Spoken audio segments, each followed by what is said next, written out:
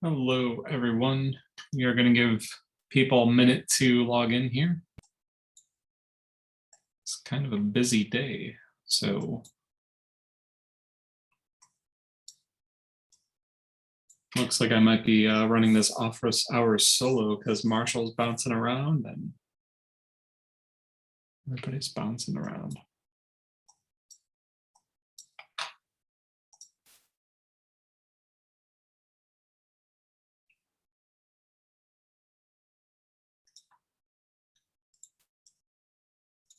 All right, well, we'll go ahead and get started then. This might be a pretty short meeting.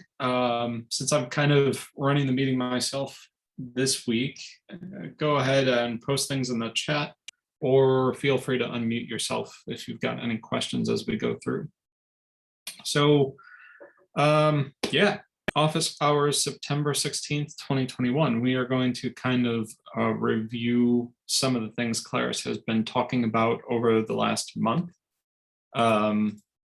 as we've gone through Claris Engage Beyond. And you'll get a little bit of my opinion, very opinionated opinion about some of the things they've talked about. Some of it's really exciting. A lot of it is a good direction. And at the end, I've got a few links pulled up to different videos that I'd like to share with you as things you can go and watch if you've already, if you happen to have missed the opening keynote, but also the executive Q&A session. And also there was a very good take that Matt Petrowski did on the entire thing that I'll share with you if you haven't watched yet either. So let's review Claris Engage Beyond. So as you might recall, FileMaker rebranded DevCon into Claris Engage last year before canceling the in-person version of DevCon. So we haven't had in-person DevCon now since 2 years ago. The in-person was canceled again this year. And then they called it Engage Beyond this year because I think they're going to continue this content even if they continue the in-person FileMaker Developers Conference. So already they've announced that Claris Engage 2022 is going to take place back in Nashville, where it was supposed to be 2 years ago when they canceled. So they are going back to that in-person format next year.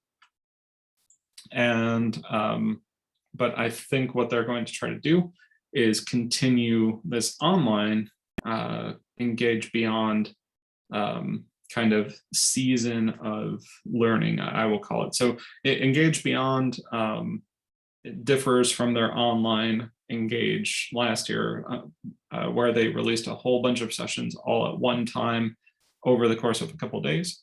Engage Beyond is a number of different special events that's going to take place pretty much for the rest of the year that started within this past month. So there were 3 important sessions, or 2 important sessions, where if you missed them, I'll have links to the YouTube recordings of them where you can go back and watch. The first one was the opening kickoff keynote that featured CEO Brad Freitag and engineering department chief Peter, I forget his last name off the top of my head, but both of them had some very good things to say about the FileMaker platform. I've taken a couple screenshots of their slides and we're going to talk about that today.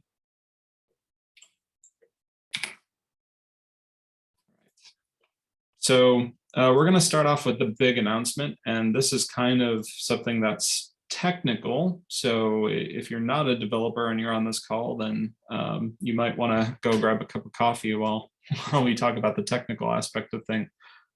But the biggest announcement I think is that FileMaker is moving to what they call ESS Plus. So if you want to know what the ESS Plus name is, you have to know what ESS currently means. So currently within FileMaker, there's a feature called ESS, and that's external SQL source, essentially.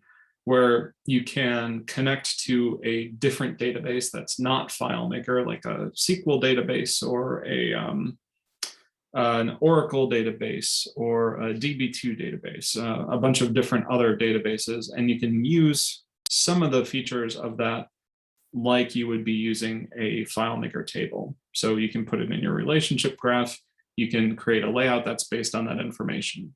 So it allows FileMaker to connect to different data sources, but still use the FileMaker interface, which is super powerful. And we've used it for decades now in FileMaker as a front end to be able to reach out to other database systems. So that's what ESS is. It's that technology that allows us to connect. So the next vocabulary word for you is what is Draco? And Draco is the name for FileMaker's built-in database. So if you create a table in FileMaker and it lives inside of your .fm12 file, that is based on the Draco database engine. And that has been with FileMaker since essentially the beginning. It's their in-house database thing that operates, and you know, 90% of every single FileMaker record out there probably today is based on the Draco database engine. So the big announcement here, ESS Plus, what is the plus that's on ESS? Well, if you take the technology stack that ESS works, you know, connecting to a different database that's not Draco, not the FileMaker database, it can be improved upon. Right now, it works based on ODBC, which is limited because ODBC is limited.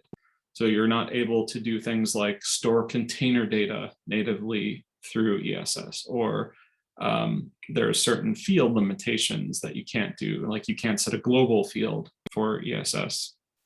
But with ESS Plus, they're really looking to do away with that. And what that allows them to do is create kind of a disjoint version of the FileMaker front end that can work with any database backend. So this is a big step forward because I think the database in FileMaker has limited things in aspects of like performance, where if you have to sort records in FileMaker and you have 1 million records you need to sort, you might issue the sort command and FileMaker will take 30 minutes to sort that data set. But in SQL, you can sort that same data set in 3 seconds. So what this could possibly mean over the next 5 years as this gets integrated into the platform and we see this availability of ESS Plus is huge performance gains for especially large amounts of data and wide amounts of data. So large amounts of data means you have a lot of records. Wide amounts of data means that you have a lot of calculations or you have a lot of fields. So if you have tables with 200 fields in them, you have a bunch of unstored calculations, that type of stuff. That's all stuff that can potentially get faster by moving to this. So I've included this graphic on this chart to kind of see where we're at now. So right now in FileMaker, we're on the left-hand side. We have the Draco engine. That's kind of like the first API that connects to the database, but we also have ESS as the separate component that also has its own set of instructions. So we're moving towards the right-hand side here, where basically ESS Plus is going to be that blue part in the middle that is capable of connecting either to Draco or to FileMaker's new modern cloud engine, which I'll go over next on this. But basically, what this means is that going forward, you're still going to have the legacy support for any FileMaker application that you've built so far. So the Draco engine is still going to be there, still going to run, it's still going to work, but they've taken that Draco technology as far as it's ever going to go. So they're moving on to make this ESS Plus so that they can use more modern databases and more standard databases. So the database that they chose is a NoSQL database. And basically all that means is it's it acts like a SQL database, but it's not like a licensed SQL database. There's a bunch of NoSQL databases like MySQL or MariaDB, or, and the one they chose is called Mongo. And there's a lot of good reasons to choose Mongo. One of the reasons is that Mongo is built for programmers. And by that, I mean, it stores its data in a format that's already accessible to programmers. So if you happen to attend my Cough Mug meeting a couple months back, where I showed you how to actually not use FileMaker as a database, but actually store your data as JSON.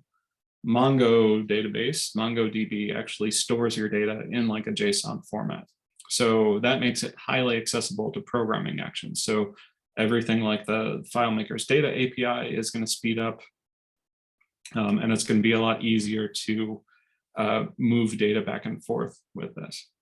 So overall, what does this all mean in terms of FileMaker as a platform? And if you're not a developer and you went and got coffee and you're coming back now and joining us, why should you care about this ESS Plus? Well, aside from just the basic performance gains that I mentioned, it also makes FileMaker easier to integrate basically with any platform. So it puts FileMaker in a platform structure that allows you to very easily run like a local database on any device inside of a web browser. So we could start to see features of FileMaker like FileMaker Go for Android, or WebDirect that runs, that's able to sync information. There's a lot more.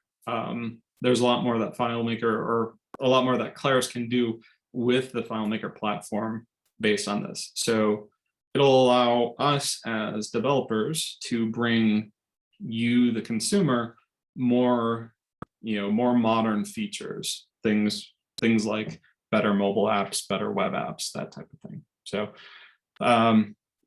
there's a lot to unpack. They could probably just have some sessions just about ESS Plus, but I think out of the announcements they've announced, that is the biggest step forward, because it is actually them stepping out of the database that they've been using in FileMaker for the last 20 or so years. All right, so we're going to talk a little bit about some of the vocabulary that we were using here, and this is kind of where the chart where we're going to kind of talk about where they're going as a direction for how separating the type of work that you can do on your own and the type of work that you would be looking to hire out a partner for. So FileMaker kind of fits everywhere along this path here of, yes, it's an app that probably a lot of you on this call got into because it was very easy to use. Maybe you didn't have any programming experience and you just needed a way that you could very quickly organize information and print out reports. There's a lot of FileMaker developers that still only use FileMaker to do something like import an Excel file, create a layout of a form letter and print out those form letters, and then that file gets thrown away. So, there's a lot of different things that you can use FileMaker for without any experience. And those, the people that are just starting at that level are going to be these no code beginners, people just down here on the left-hand side. Oops, I went too far. So what Claris is saying is that as you get introduced to FileMaker, over in this left-hand column, there's still things that you can do in FileMaker that are of value, that bring value to you using the platform. But if you want to increase your value of using the FileMaker platform, then you can kind of move on and gain experience as a developer. So maybe you started off as just a casual user that picked up FileMaker as a tool to help you out. And now over time, you've become a little more invested. You've taken some training courses.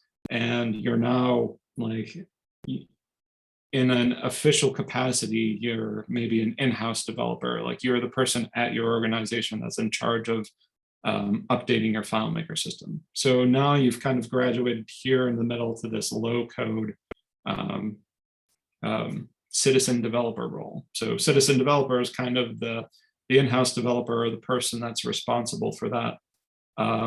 They're an empowered, maybe more advanced computer user that also does some FileMaker development, but they're not doing it as a professional.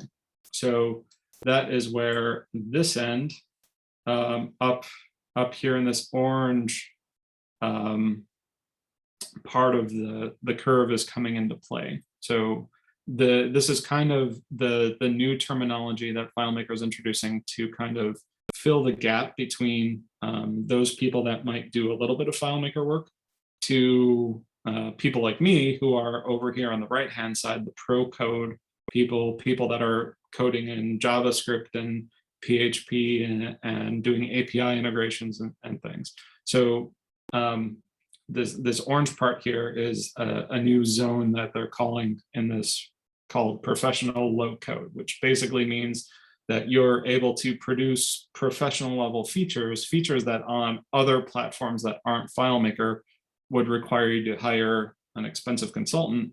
Those are things that are becoming more capable to you in this low code.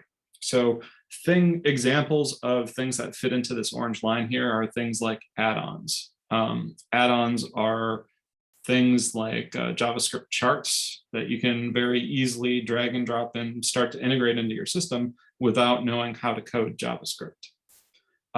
Things like using Claris Connect. So you can use Claris Connect to connect FileMaker to other outside services without knowing how to code your own API integrations.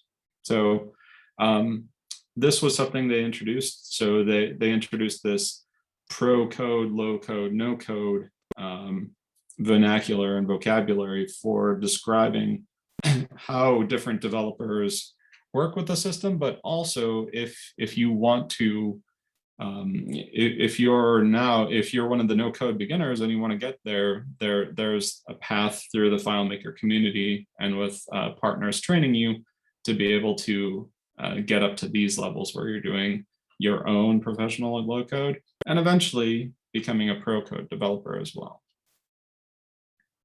All right, nothing in the chat window yet. All right, so next let's talk about the Claris platform. So Peter Nelson, Nelson's his last name. That's what I was trying to think of before. So Peter gave a really good explanation of this slide during the executive Q&A session, where currently we are right here, kind of right here in the platform, where the green line is meeting this orange line coming up. So to explain this, before Claris Connect was introduced to the platform, FileMaker was investing Claris was investing all of its time in developing FileMaker, and that's the FileMaker part of the platform: FileMaker Pro, FileMaker Go, FileMaker WebDirect, FileMaker Server, things that started with FileMaker.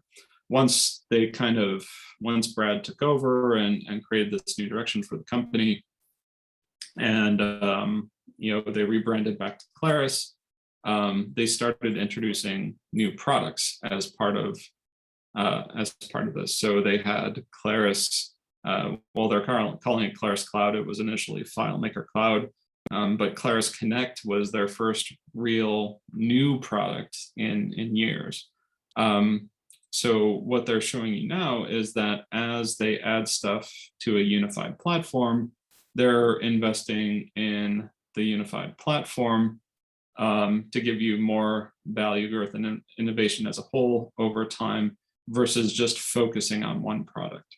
So what you can expect is over the next couple of years, the focus is going to be on small incremental changes, agile changes to all of the products as a whole, rather than trying to just give you one big update at any given time for any single product. So there's the entire engineering team at Claris could definitely focus on one major update for FileMaker Pro for the next 3 years. But they're not going to. What they're going to do is they're going to distribute their resources over building all of the different parts of the platform. And that's going to result in some of those new features that we were talking about.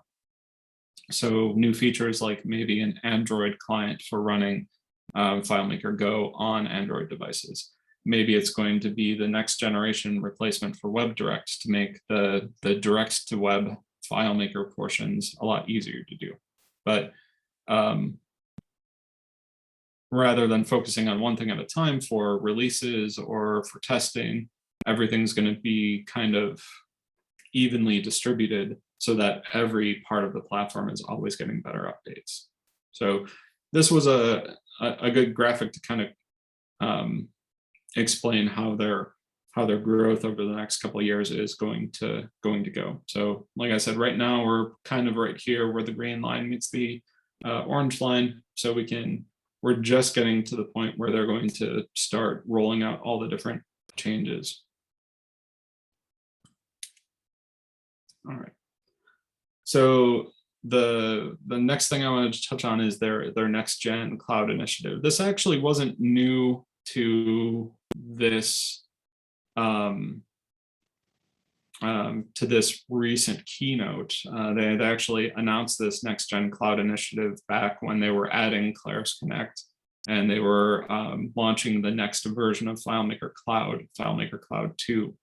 But basically, this is more of a direction of the Claris company in general. So they clarified some points in the latest keynote of this initiative, but it's kind of their cloud forward approach to things. So I wanted to touch on this because it's very similar to the way that Mainspring tries to develop for people as well, with the way that we try to get people into our continuous improvement lifecycle of, if you're using custom software, you should be constantly updating it to get not only the latest features, but the most out of the features that you have. So in Claris's terms, the next gen cloud initiative includes basically tools built on web and specifically cloud and open source technologies. So you've seen in the last couple of years, FileMaker Cloud come to a modern framework that's a cloud distributed infrastructure. They've brought back because of that advancement, they were able to bring back the Linux version of FileMaker Server, which we're now offering as well here at Mainspring. But it's not just that. The ESS Plus is tools that are built on web technologies. MongoDB is designed to run databases for high-powered web applications. You've probably used it on other sites that you've connected to without even realizing it. But they're also talking about, what, if I go back a few slides here, if you've got no code beginners that are coming to the platform, currently to get a file up and running on a FileMaker server, you're getting all those services separately. So you're downloading FileMaker Pro and you're installing FileMaker Pro. You're going to a service provider for your FileMaker server, or you're getting FileMaker Cloud. But if you can have a one-click place where a beginner can come to the FileMaker platform and maybe start a free trial and get into a browser-based version of FileMaker where you can build a file and start using it immediately, that's true no code. And those types of interfaces are going to be built based on web technologies. Back when they started, FileMaker 12 and they redid the interface in FileMaker Pro, they based it on web technology as well. That allowed them to come out with products like WebDirect, where you could take what you see in FileMaker and translate that into the web. So now with the cloud initiative, they want to be able to bring everything to the web because it's flexible. Everybody has the web on on every device. I mean, could you imagine editing a FileMaker layout on your smart refrigerator right now? Probably not, but with Next-Gen Cloud, that wouldn't be something that would be outside of the realm of possibility. Your smart fridge is going to have a browser. It's going to be connected to the internet. So chances are anything is possible if it's built on web technology. So the big thing that this lets you do is be portable to any hardware. So on the server side, like I mentioned, we've seen that as being ported to Linux, being ported to FileMaker Cloud, and retaining the Windows and the Mac OS versions of FileMaker Server. On the mobile side, it's going to allow us to go to devices with any screen size, anything from an iPhone to an iPad, to Android-based devices, maybe even like smart TVs, having a native way to be able to run FileMaker in a browser. It's also going to help with progression of features, because as those open source technologies that the new Next-Gen Cloud is based on, as those advance and they improve security and they improve their feature sets, Claris is going to be able to draw from those features as well. And that really gets them into this cycle of continuous improvement, which is what we at Mainspring are so into as well. So if you're not improving your software on a weekly or at least a quarterly basis, you should be. And continuous improvement is a way to do that. So that's being able to respond and say, today on September 16th, what is my biggest need as a business for software? How can I build that very quickly and get it deployed? So Claris is going to be releasing those tools at a rate to keep up, where maybe they've kind of lagged behind before. All right, and I think this might be my last slide before I give a quick demo. How am I doing on time here? Doing good on time. All right. So the last kind of part of the keynote address covered things like Claris's dependence on their community. Now, it's something where the communities kind of looked to Claris before, and Claris has maybe not given great guidance in terms of where to go for things or what they're doing with the community, but they want to make sure that Claris wants to make sure that everybody knows now that they acknowledge that the community around FileMaker is a very important part. It's the core of what makes FileMaker such a great product, is having that community around there. And it starts with both partners, community, and marketing. So this chart here just kind of explains towards how the life cycle of someone getting involved in the FileMaker platform goes. So it starts with awareness on the platform, and that starts with their marketing department, but also with partners. So we reach out to small and medium businesses as a partner, and we evaluate what their needs for custom software might be. And then we bring awareness to them through our development of saying, we can create custom software for you on the FileMaker platform that's going to bring you this value to your business.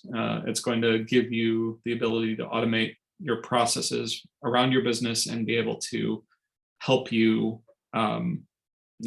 be successful. So one thing that's kind of been left behind in the past with Claris's marketing for that has been education. So one of the announcements in the keynote was that Claris is partnering up with Apple School Manager to give them free subscriptions to Claris Connect. And what this is going to do is it's going to allow people to be able, at an educational level, K through 12, I think, but I think it might also extend into college and university level, It's going to let those people use Claris Connect to connect a bunch of different services, educational services, into FileMaker. And that's going to make those students, those educational institutions aware of the FileMaker platform and what they can use it for in terms of their educational success. So the success column here, that's kind of like, once you're aware of FileMaker, then somebody has to kind of get you to that success thing. And this is where the partners and the communities come in. So if you're one of those beginner developers or a citizen developer level, you're probably going to count on the community a lot for the resources to help you build your file and make that successful. Maybe you're going to reach a point of time where you need help developing your file, or assisted with training for how to develop. And that's where you're going to find your success with a partner. So third column is your expansion. How, if you solve one problem with FileMaker, a lot of people won't stop there. They're going to expand to be able to solve other problems as well. So maybe if you're working with somebody in the shipping department doing an inventory system and it's very successful, then maybe the finance department says, well, we're still using paper orders and faxing orders to people. How can we improve as well? So expansion is a very natural part of that continuous improvement. And then another thing that they're working on at Claris is IT compliance. So eventually every business we deal with reaches a size where we start to deal with a dedicated IT department. And in the past, they've gone and kind of given FileMaker only a skeptical passing glance. It's something that wasn't business ready or enterprise grade in the past. But over the past 5 years, there have been tons of improvement in the security of the FileMaker platform to now they are going and getting all the certifications required to be compliant with IT. So Mainspring is a GSA schedule partner. So government, we're certified to use to be able to provide to government agencies on the GSA schedule, both our FileMaker development services, but also our FileMaker hosting services. And that comes through Claris's efforts to be compliant with things like NIST certification. So that's kind of what they're working on for that. There's a couple more slides I wanted to cover, but this is a shout out from Janine, who's fast becoming the community manager partner with us. To kind of show off what parts of the community are vital to Claris. So the Claris plays a very small role in this by hosting Engage events, but there's a lot more that the community does for the Claris community as a whole that makes it worthwhile. So obviously the FileMaker community, groups and forums, like there's some very popular Facebook pages where you can get help with your FileMaker development. There are events, there are FileMaker developers conferences that aren't run by Claris, like Pause on Air, where developers can meet and get help and kind of share the next generation projects that they've been working on in the platform. Aside from Claris's YouTube channel, there's also a bunch of people that stream and create on-demand content and training courses. People like Chris Hippolyte are making very detailed, very respected video training series about using FileMaker. And then lastly, the world-class training is anywhere from one-on-one mentoring with a certified developer or those ongoing training sessions. So community is vital. So the last thing I got was out of the keynote was this good screenshot of describes what what Claris's expectation for a professional like me is for being in the platform. So I am a professional developer. So this is a description of my integration or my interaction with Claris. So a professional developer who builds tailor-made solutions that drive better business outcomes. Claris itself or FileMaker itself is a low-code makes me a low-code platform expert who allows the workplace to meet any requirement efficiently. And then the last expectation is that we're certified by Claris. Claris is an Apple company, and they're the low-code pioneer. So we're taking that to heart at Mainspring as well. We're making sure that all of our developers get certified in the latest version. I'm actually on the beta test for the certification exam itself. So I've contributed beyond just the minimum to be able to help Claris out. And then so that's kind of Claris's expectation of their partners. So Claris is asking out of all of their partners, not just Mainspring, that if you want to be a professional developer partner of Claris, this is our expectation and our description of you. All right. So before we get to questions and answers, there's one question I saw from James that I'll answer here. But first, I'd like to give a quick demo of where this low code, no code thing has led us. So if you haven't seen it yet, FileMaker recently came out in version 19 with a quick start experience. And the quick start experience is something that's based on that web technologies that I was talking about before. So I'm just going to create office hours and throw this on my desktop.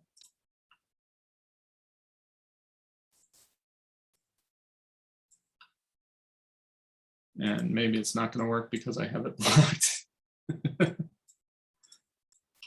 Oh man. Well, that's not going to work, is it?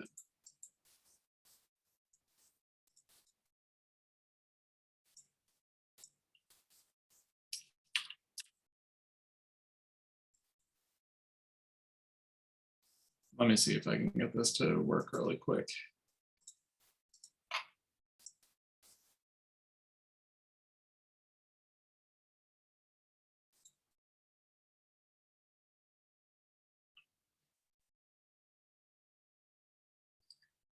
It's always great. No matter where you present, somebody will tell you that you're not supposed to try to do anything live.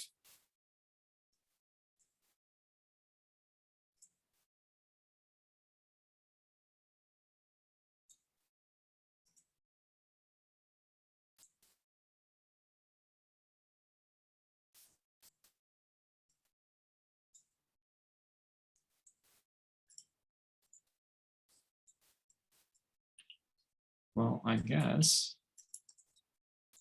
that it doesn't like me. So let me very quickly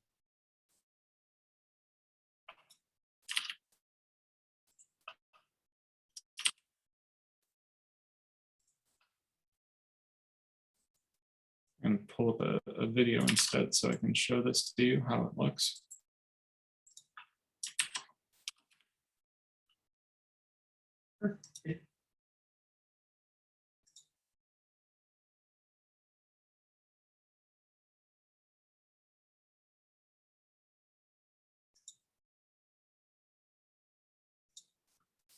Okay, so I will link this Matt Petrosky video later on in the chat.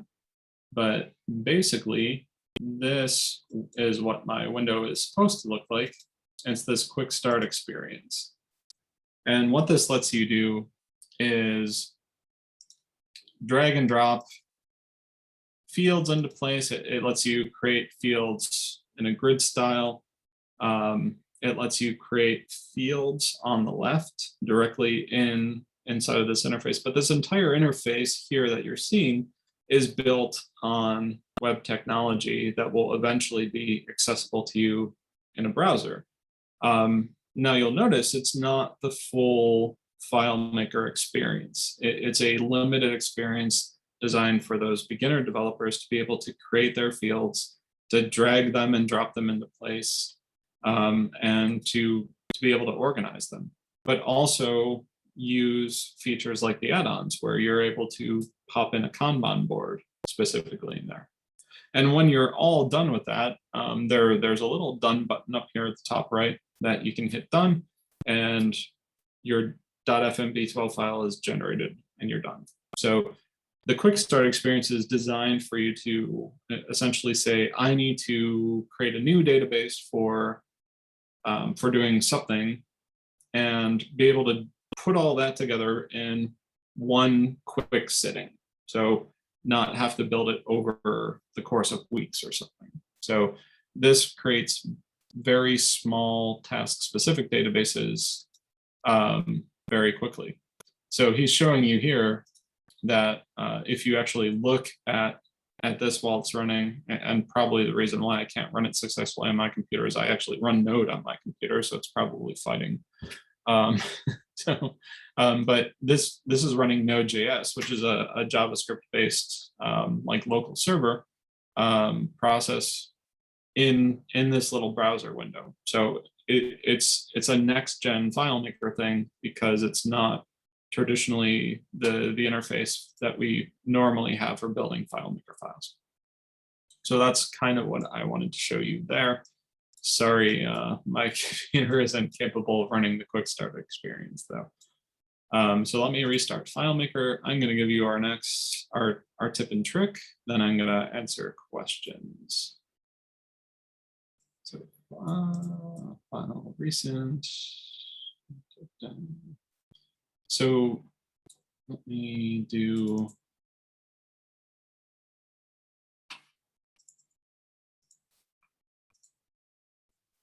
I'm going to do a blank file really quick. And I'm going to do something just really quick, like, sorry, my Zoom toolbar is in the way now. I'm just going to make a dialog button. I'm going to have this do a single step of show custom dialog test. Okay. So when I click on this, I'm going to get this dialog. And you can see that this dialog is kind of square shaped. I can move this dialog around and have it. If I move it and make it very wide, and I hit OK, and then I hit the dialog again, it stays very wide. And that's because FileMaker has a cache setting for dialog boxes. So if you were ever wondering how you can reset that all back to default, you just need to go under FileMaker Pro and Preferences. If you're on a Windows PC, the Preferences menu is under your Edit. And under Layout, or hold on, where is it? It's actually here under General. There's a button here that says Reset Dialog Sizes and Positions. So if I click that, it's going to ask me, are you sure you want to do that? And if I hit yes and then OK, when I click Dialog again, it's resetting to the center of my screen, and it resets to the default size of the dialog box. So if you're ever wondering how you can reset that dialog position, that's how you do that. That's the quick tip for today. All right, so questions and answers, feel free to throw more in the chat. James sent me a private message here. Let me read through it.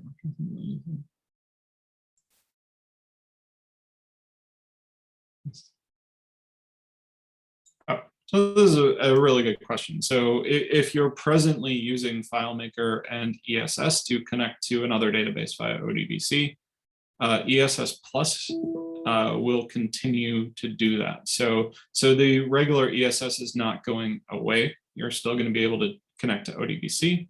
All this means is that they're expanding functionality beyond what just Draco and what ESS offers to be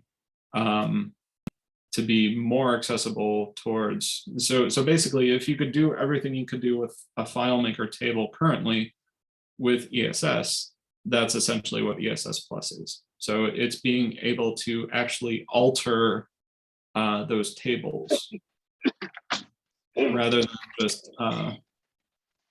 than just having the table accessible in your relationship graph. You're actually going to be able to interact with those tables with ESS Plus, add fields, remove fields, create fields, modify fields, be able to set the field settings that you set for those things. So let me drop 3 links into the chat window for everybody. All right, so 3 things. There's the kickoff and keynote presentation. That's the first YouTube link. If you didn't watch it, watch it. It's kind of what all of my slides were from, but they have presentations from the Brad Freitag and Peter Nelson that are really great. The executive Q&A, the second one, is a really good watch, especially if you're like a technical FileMaker developer, because they opened it up to community questions about things like ESS+, because there are a lot of developers have questions. Well, you just mentioned that, you know, you're going to be using Node and React, or and you're using MongoDB like instead of Draco. That's not an insignificant announcement. So the executive Q&A was an additional hour-long session where they took questions and answers and gave very deep level responses. And it was actually really refreshing to be able to see Claris talk about that live on air. Now, they, of course, prefaced that conversation by saying, you know, nothing in here is legally binding and anything can change at any time, but it was good to see the direction of that. And then the last thing is Matt Petrosky's takes. Matt Petrosky runs a company called ISO Productions, and he has probably the cleanest and nicest voice to listen to for YouTube channels about FileMaker. So not just his take on this, but his entire channel is full of good videos to watch. So he does a pretty good summary about what everything means with his own opinions about it. So it's a good alternative. It's a good alternative. Okay. So does anybody else have questions? I didn't see anything else in the chat window. We will have a recording of this up sometime with these links as well. Our next office hours is going to be Thursday, October 21st, third Thursday of the month at 1 p.m. We are always looking for topics. So if there's anything you want to see us present or talk about specifically, feel free to send that our way, and feel free to contact us at answers@gomainspring.com. Okay. So we're gonna wrap it here then. So I'll give everybody 10 minutes, 10 minutes back of the hour-long meeting. Although we're never really married to the whole hour format, so we just go as long as we need to go. All right, everybody, take care. Have a great day, and we will see you next time.